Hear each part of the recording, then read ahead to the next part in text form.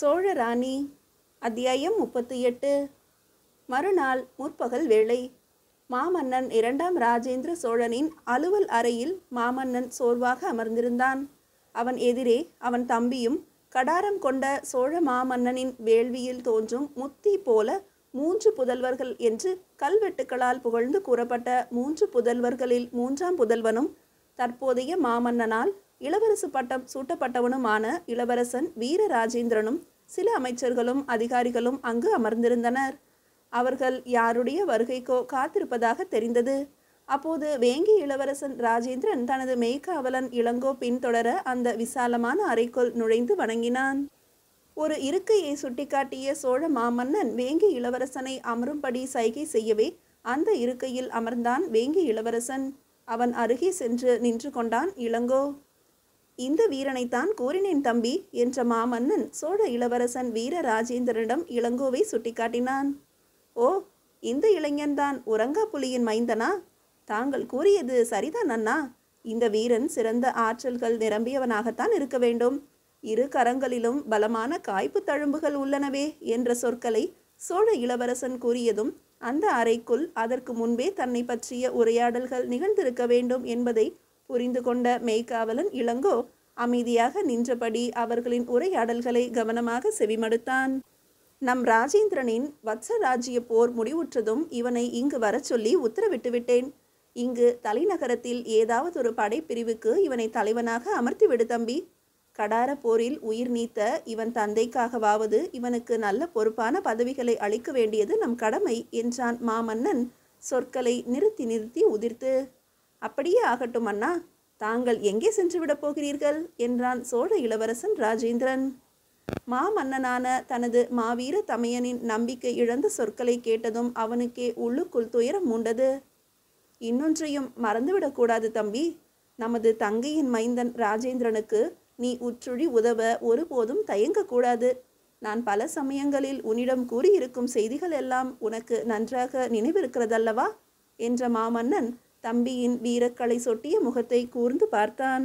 தனது பாட்டனான ராஜராஜ சோழ மாமன்னனைப் போலவும் தனது மூத்த தமையன் யானை மேல் துஞ்சிய உடையாரான மாமன்னன் ராஜாதிராஜ சோழனைப் போலவும் 2ஆம் தமையனான மாவீர மாமன்னன் பரகேசரி 2ஆம் ராஜேந்திர சோழ தேவனைப் போலவும் வாழ்நாட்கள் முழுவதும் பல போர் அனுபவங்களும் அளவற்ற போர்க்கலை பயிற்சிகளையும் கொண்ட சோழ இளவரசன் வீரராஜேந்திரன் தனது மூதாதையர்களைப் போலவே நடுவயது பருவம் வரை இளவரசனாகவே வாழும் பாக்கியம் பெற்றிருந்த நிலையிலும் தனது மாவீர தமையனின் சுருதியும் அழுத்தமும் குறைந்த வாழ்நாட்களை பற்றிய நம்பிக்கையின்மை வெளிப்பட்ட சொற்களை செவி மடுத்த பிறகு இருக்கையில் சற்றே அசைந்தவன் தனது தமையன் தன்னையே கூர்ந்து நோக்கி வினா தொடுப்பதைக் கண்டு, நன்றாகவே நினைவிருக்கிறது அண்ணா. தாங்கள் எதற்கும் கவலைப்பட வேண்டாம் என்ற ஆறுதல் மொழிகளையும் கூறி ஆதரவாக பார்த்தான்.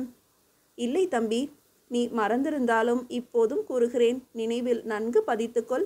நம் தமையனாரும் நானும் செய்து முடிக்காது அரைகுறையாக விட்ட பல காரியங்களை நீ தவறாது முடிக்க வேண்டும். காலம் முழுவதும் நம்முடன் பகை பாராட்டும் மேலை சாளுக்கியனுக்கு நல்ல பாடத்தை நீ புகட்ட வேண்டும். அது மட்டுமல்ல, நம் மருமகன் இளவரசன் ராஜேந்திரனின் வளர்ச்சியில் நீ பெரும் கவனம் செலுத்த வேண்டும். அவன் காலத்தில் நமக்கு வட திசையிலிருந்து எந்தவிதமான பகையும் அறவே இல்லாத நிலையை நீ சிருஷ்டித்து விட வேண்டும். எங்கே எனக்கு உறுதி கூறு பார்க்கலாம் என்றான் மாமன்னன். அவனது கூர் விழிகள் சோர்வை காட்டினாலும் பெரும் கனவில் சஞ்சரிப்பதும் தெரிந்தது. தங்களின் எண்ணங்களை எல்லாம் நிறைவேற்றுவேன் அண்ணா. என் வாளின் மீது ஆணையிடுகிறேன், இது உறுதி. தாங்கள் துளியும் ஐயப்பட வேண்டாம். நம் பரம்பரை பெருமைகளையும் நிலைநாட்டுவேன், இது சத்தியம் என்றான் சோழ இளவரசன் ராஜேந்திரன். பின்னாளில் பெரும் போர்களையும் சாதனைகளையும் நிகழ்த்தி ஆகம வல்ல குலகாலன் வீர சோழன் என்றெல்லாம் புகழ் பெயர்களை பெற இருந்த அம்மா வீரன் விழிகள் மின்னி ஒளிர்ந்தன. நீ நிறைவேற்றுவாய் தம்பி, நிச்சயம் நம் விரதம் முடிப்பாய் என்பதில் எனக்கு துளியும் ஐயமில்லை. ஆனாலும் ஒரு முறைக்கு பலமுறை உனக்கு நம் கடமைகளை நினைவூட்டுவதும் என் கடமை இல்லையா? அத்துடன் என்று சொற்களை நிறுத்திவிட்டு அந்த அறையில் இருந்தவர்களின் மேல் விழிகளை சுழற்றிய மாமன்னன், நம் மருமகன் ராஜேந்திரனின் வத்சராஜ்ய போர் முடிந்து அவன் வெற்றி வீரனாக தமிழக விஜயம் செய்யும்போது அந்த கோலாகல காட்சியை காண நான் உயிருடன் இருப்பேன் என்பது நிச்சயமில்லை தம்பி என்ற சொற்களை மாமன்னன் உதிர்த்த போது, சக்கரவர்த்திகளே என்று கூக்குரல் எழுப்பி எழுந்து நின்றனர் அனைவரும். அந்த அறையில் அமர்ந்திருந்த அமைச்சர் பெருமக்களும் உடன் கூட்டத்து அதிகாரிகளும் பதற்றத்துடன் துடித்து எழுந்து நின்று பெரும் குரலில் ஒரே சமயத்தில் சக்கரவர்த்திகளே என்று அலறியதும் அவர்களை நோக்கி புன்னகை ஒன்றை நெளியவிட்ட சோழ மாமன்னன் தனது வாழ் பிடிக்கும் வலிய கரத்தை உயர்த்தி, பொறுங்கள் அமைச்சர் பெருமக்களே, என் உள்ளுணர்வில் பட்டதைத்தான் உங்கள் முன்பு கூறினேன். அப்படி இறக்க வேண்டும் என்பது என் விருப்பம் அல்ல. இறப்பதற்காகவும் நான் கவலைப்படவில்லை. பிறந்தவர் அனைவரும் என்றாவது ஒரு நாள் மண்ணுக்குள் மறைந்துதானே தீர வேண்டும். எனக்கு பின்னரும் என் தம்பிக்கும் நீங்கள் அனைவரும் சிறப்பான ஒத்துழைப்பை நல்கி சோழ சாம்ராஜ்யம் சிறந்தோங்க உதவ வேண்டும் என்ற போது அமைச்சர்கள் சிலரின் விழிகள் கலங்கிவிட்டன. வேங்கி இளவரசனின் பாடோ சொல்ல தரமற்றதாக இருந்தது. மனம் இடிந்து போய் நின்று விட்டவன் இருக்கையில் அமராமலே நின்றிருந்தான். அவன் மெய்க்காவலன் இளங்கோவின் இதயம் அளவற்ற துயரத்தில் இறுக்கத்தால் உறைந்தது போல ஆனது. தனக்கு நேற்று மாலை தன் கழுத்தில் அணிந்திருந்த ஆரத்தை பரிசாக அளித்து புகழ்ந்த மாமன்னன் போருக்கு பின் சோழ தலைநகருக்கு சேவைக்கு திரும்ப வேண்டும் என்று உணர்ச்சியோடு ஆணையிட்டவன் இப்படி கலங்கடிப்பான் என்பதையோ, கடைசி வேண்டுகோள்கள் போல பல கடமைகளை சோழ இளவரசனுக்கும் அதிகாரிகளுக்கும் விடுப்பான் என்பதையோ அன்று அந்த அறைக்குள் நுழையும் முன்பு சிறிதும் எதிர்பார்த்திராத இளங்கோவின் வீர இதயம் துன்பத்தால் துடித்தது. நேற்றே அவருக்கு திடுமென உடல் நலம் கெட்டதும் அவசர சிகிச்சைகள் தொடர்ந்ததும் பல வாரங்களுக்கு முன்பே அவர் உடல் நலமின்றி இருந்ததாக வேங்கை வன தூதுவர்கள் திரும்பி வந்து கிருஷ்ணை ஆற்றங்கரை பயண மாளிகையில் கூறியிருந்த செய்தியும் இந்த கணத்தில் அவன் நெஞ்சில் தோன்றிட அவனுள் துணுக்கென்றிருந்தது. மாமன்னனின் இழப்பை பற்றி அவனால் எண்ணி பார்க்கவும் இயலவில்லை. சோழ இளவரசன் வீரராஜேந்திரனின் மனம் கலங்கினாலும் சற்றும் நிதானம் இழக்காமல், அண்ணா, இயற்கையின் விதிப்படி நடப்பது நடக்கட்டும். தாங்கள் இப்போது எந்த கவலையும் பட வேண்டாம். தங்களுக்கு ஒன்றும் நேராது. கங்கை கொண்ட சோழீஸ்வரர் காப்பார். தாங்கள் ஓய்விடுங்கள் என்றான் உருக்கமான குரலில். நல்லது தம்பி. வேங்கி இளவரசன் பயணப்பட்டால் தேவைப்படும் உதவிகள் ஏதும் இருந்தால் அவற்றையும் அனுப்பிவிடு. ராஜேந்திரன் வேங்கை வனம் சென்ற பின் அங்கிருந்து உதவிகள் ஏதும் கூறினாலும் என்னை ஏதும் கேட்க வேண்டாம், அதையும் அனுப்பிவிடு. அதே போல ராஜேந்திரன் திக்விஜயம் தொடங்கியதும் நமது படைகள் மேலை சாளுக்கியனின் தெற்கு எல்லைகளை தாக்கட்டும் என்றான் சிறிதும் ஓய்வெடுக்க எண்ணாமல். அப்படியே ஆகட்டும் அண்ணா என்றான் வீரராஜேந்திர சோழன். தாங்கள் ஓய்வெடுங்கள் சக்கரவர்த்திகளே, நாங்கள் இன்று பயணப்பட உத்தரவு பெற்றுக்கொள்கிறோம் என்றான் வேங்கி இளவரசன் தயங்கிய குரலில். இன்றா? ஓஹோ, அத்தனை விரைவிலா? அரண்மனையில் அந்த புறத்தில் காண வேண்டியவர்களை கண்டுவிட்டாயா என்று தனது அம்மான் கேட்டதும் உள்ளுக்குள் அயர்ந்து போன வேங்கி இளவரசன் அதிர்ச்சியை அரும்பாடுபட்டு மறைத்து கொண்டு, நேற்றே அனைவரையும் சந்தித்து விட்டேன் சக்கரவர்த்திகளே என்றான். ஓ, நல்லது. இறைவனின் சித்தப்படி ஆகட்டும். உனது தந்தையார் வேங்கி மன்னரையும் அம்மங்கையையும் நான் நலன் விசாரித்ததாக கூறு. திக்விஜயத்துக்கு முன்பு அவர்களை சந்தித்து ஆசி பெறுவாய் அல்லவா? ஆம், தங்களின் உசாவலையும் தெரிவிக்கிறேன் என்ற இளவரசரின் இதயம் தனது அம்மானின் இதயம் உள்ளுக்குள் படும் பாடுகளை உணர்ந்து பரிதவித்தது. அதன் பிறகு என்ன பேசுவது என்பது புரியாமல் நின்றிருந்தான் ராஜேந்திரன். சரி, வெற்றியுடன் திரும்பு. விவேகத்துடன் நடந்து கொள். வீர புருஷனாக வாழ்ந்து காட்டு. இறைவனையும் வேண்டிக்கொள். நீங்கள் பயணப்படலாம். மாபெரும் வீர புருஷனான தனது அம்மானின் வாழ்த்து சொற்களை செவிமடுத்ததும் வேங்கி இளவரசனின் உடல் சிலிர்த்தது. அதே கணத்தில் தனக்காக இறுதியாக உதிர்க்கப்படுகிற சொற்களாகவும் அனிச்சையாக அவன் மனம் எண்ணி மறுகிற்று. தலை குனிந்து வணங்கி நிமிர்ந்த வேங்கி இளவரசனின் விழிகள் சிறிதே கலங்கின. சிரமத்துடன் விழிகளை தாழ்த்தி கலக்கத்தை மறைத்து கொண்டவனுக்கு இதயம் கனத்ததை மறைக்க முடியவில்லை. பின்பற்றி வந்த இளங்கோவை அவன் விழிகள் தேடின. அவன் விடை பெற்றதிலிருந்து அவனையே கூர்ந்து கவனித்து கொண்டிருந்த சோழ இளவரசன் வீரராஜேந்திரனின் விழிகள் தன் சகோதரியின் மைந்தனை பரிவுடன் பார்த்தன. அந்த அறையை விட்டு விரைந்து வெளியேறிய வீரராஜேந்திரன் வேங்கி இளவரசன் ராஜேந்திரனை திரும்பி நோக்கினான். சட்டென்று ஏதும் பேச தோன்றவில்லை. அத்துடன் உடனே அவனால் பேசவும் முடியவில்லை. அத்தனை உணர்ச்சிகள் அவன் இதயத்துள் அலைமோதி கொண்டிருந்தன. சோழ மாமன்னன் சற்று முன்பு அவனிடம் அரண்மனையில் அந்த புறத்தில் காண வேண்டியவர்களை கண்டுவிட்டாயா என்று கேட்ட கேள்வியும் திரும்ப திரும்ப அவனுள் காவிரி ஊற்று போல கிளர்ந்து கொண்டே இருந்தது. அதன் விளைவாகவும் அவன் வாலிப இதயம் நெகிழ்ந்து உருகிற்று. வேறு எந்த உதவி தேவையானாலும் என்னிடம் நீ சிறிதும் தயங்க தேவையில்லை ராஜேந்திரா என்ற சோழ இளவரசன் வீரராஜேந்திரனிடம். நல்லது இளவரசே, நான் வேங்கை வனம் சென்று நிலைமைகளை அளவிட்ட பின் உதவி தேவைப்படின் உடனே ஓலை மூலம் வேண்டுகிறேன் என்ற வேங்கி இளவரசனை புன்னகையுடன் நோக்கிய வீரராஜேந்திர சோழன், நமக்குள் ஏன் சம்பிரதாயம் எல்லாம் ராஜேந்திரா? என்னை மாமா என்றே அழைத்தால் போதும். இப்போதே கிளம்ப வேண்டுமா என்ற சொற்களையும் உதிர்த்தான் தன் சகோதரியின் மைந்தனிடம். ஆகட்டும் மாமா, நான் வேங்கை வனத்திலிருந்து கிளம்பி பல நாட்கள் கழிந்து விட்டன. அங்குள்ள நிலைமைகள், பயிற்சி முகாம்களின் நிலவரங்கள் பற்றியும் ஏதும் தெரியவில்லை. நாங்கள் உத்தரவு பெற்றுக்கொள்கிறோம் என்றான் முடிவாக. சரி, சென்று வா. முயற்சிகளில் வென்று திரும்பு. வழியில் கங்கை கொண்ட சோழீஸ்வரரையும் வணங்கி வேண்டி செல்.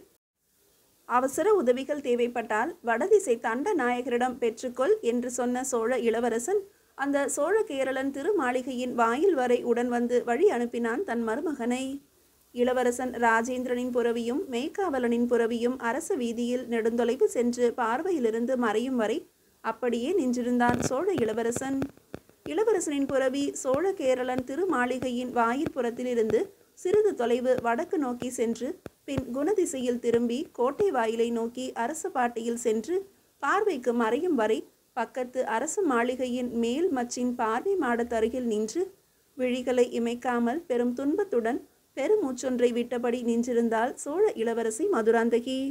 அவள் இதயத்தையே கவர்ந்து கொண்டு புரவி மீது பறந்து செல்கிற வேங்கி இளவரசன் இனி எப்போது திரும்புவானோ, இனி எப்போது சந்திக்கப் போகிறோமோ என்கிற ஏக்கம் தாக்க தன்னை மறந்து நின்றது அந்த தளிர்கொடி.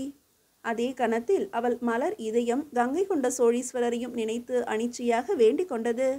அவன் அளப்பரிய வெற்றிகளை குவித்து புகழ் சுமந்து ஆளுமை மிக்க விழிகளால் கூர்ந்து பார்த்து கேலி காட்டி மாய புன்னகையை கம்பீரமாக உதிர்த்தபடி வெகு விரைவில் திரும்பி வந்து தன் கரங்களை பற்றி விரல்களை கோர்த்து இறுக்கி தன்னை தலைகவிட செய்ய வேண்டும் என்றும் அவன் வலிய கரங்களால் தன்னை இறுக்கி வளைத்து தழுவி செவி அருகே நெருங்கி வெப்ப மூச்சை வெளியிட்டு தேவி என்று ரகசியமாக அழைத்து சாஸ்திர சம்மதங்களை பற்றி இலக்கியங்களை பற்றி பேச வேண்டும் என்று கிளர்ந்த பற்பல ஆசைகளை அசை போட்டது. சோழ சாம்ராஜ்யத்தின் எழில்மிகு தலைநகர் கங்காபுரியின் கிழக்கு கோட்டை வாயிலில் துந்துபிகள் முழங்க, காவலர்கள் தலை தாழ்த்தி வணங்க, கோட்டைக்குள்ளிருந்து தனது மெய்க்காவலன் இளங்கோ பக்கத்தில் புரவியில் பயணிக்க வெளியேறிய வேங்கி இளவரசன் ராஜேந்திரனின் மனமும் ஏராள துயரமும் தனது இளைய அம்மான் அலுவல் அறைக்குள்ளிருந்து வெளியே வந்து கூறிய ஆறுதல் மொழிகளும் அவை தந்த ஓரளவு நிறைவுமாக அசை போட்டதால் அவன் எழில் முகமும் சிறிதே வாட்டத்தையும் சிந்தனையையும் காட்டிற்று. பக்கத்தில் பயணித்த இளங்கோவின் இதயமும் மாமன்னரின் சொற்களில் வெளிப்பட்ட அவரின் வாழ்நாட்களை பற்றிய நம்பிக்கையின்மையும் அதன் காரணமாகவே சோழ இளவரசனிடம் பல கடமைகளை நினைவுறுத்தி பேசியதையும் பற்றியே அசை போட்டது. அப்படி அலுவல் அறையில் மாமன்னர் நேற்று பேசிய போர் திட்டங்களும் அவரின் ஆய்ந்த அறிவுரைகளையும் திரும்ப திரும்ப அவன் நெஞ்சில் வந்து மோதின. அவர் பரிசாக பெற்ற ஆரத்தை தனக்கு பரிசாக அளித்த பெரும் மனதையும் அவர் உதிர்த்த புகழ் உரைகளும் அவன் தந்தையின் நினைவுகளை துளியும் மறக்காமல் நினைவு கூர்ந்து அவனை பாராட்டி பதவி அளிக்க உத்தரவிட்டதும் நினைவில் எழ இதயம் நெகிழ்ந்தவாறே பயணித்தான். அவர்களின் புரவிகள் ஒரே சீராக விரைந்தன வடதிசையில். மறுநாள் முன் மாலையில் அவர்கள் காஞ்சி கோட்டைக்குள் நுழைந்த போது அவர்களின் புரவிகளும் வாயில் நுரை தள்ள மேனியெல்லாம் புழுதி படிந்திருக்க அவர்களும் அயர்ந்த நிலையில் வடக்கு எல்லை படைப்பிரிவின் தண்ட நாயகரின் இல்லத்தை அடைந்து அன்று சிரம பரிகாரம் செய்து கொண்டனர். அன்று முன் இரவில் தண்ட நாயகரிடம் இளவரசன் நெடுநேரம் தன் குணதிசை கடற்கரை பட்டினங்களின் பயண அனுபவங்களையும் சந்தித்த மாநாயகர்கள் பெரு வணிகர்கள் பற்றியும் அவர்களின் பெரும் மனங்களையும் அரபு தேசத்து வணிகன் அசாருதீன் பற்றியும் அங்கு நிகழ்ந்தவற்றையும் விரிவாக எடுத்துரைத்தான். அவன் விவரங்களை கூறி வந்த போதே குறுக்கிட்ட தண்ட நாயகர் மாமல்லபுரத்து பெருவணிகர் எட்டிநல நாட்டாரிடமிருந்தும் நாகை துறையிலிருந்து அரபு வணிகன் அசார்தீனிடமிருந்தும் மேலும் 200 புரவிகள் வந்து சேர்ந்த விவரத்தை இளவரசனிடம் கூறிய போது அயர்ந்து போய் அமர்ந்து விட்டான் வேங்கி இளவரசன். அவர்கள் ஓலையும் தனித்தனியே அனுப்பியிருக்கிறார்கள் இளவரசே. தங்களிடம் அவர்கள் நேரில் கூறினார்களாமே. மேலும் புரவிகள் வாங்கி அனுப்புவதாக. தாங்கள் சென்ற 2 நாட்களில் மாமல்லபுரத்திலிருந்து 100 புரவிகளும் நாகையிலிருந்து நேற்றைக்கு முதல் நாள் 100 புரவிகளும் வந்தன. அவற்றையும் தக்க பாதுகாவலுடன் வேங்கை வனத்துக்கு அனுப்பிவிட்டேன் இளவரசே என்றார் தண்ட நாயகர். சில துன்ப நினைவுகளுக்கு மத்தியில் அந்த செய்தி இளவரசனை மகிழ்வில் திளைக்க வைத்தது. மீதியை அடுத்த அத்தியாயத்தில் காணலாம்.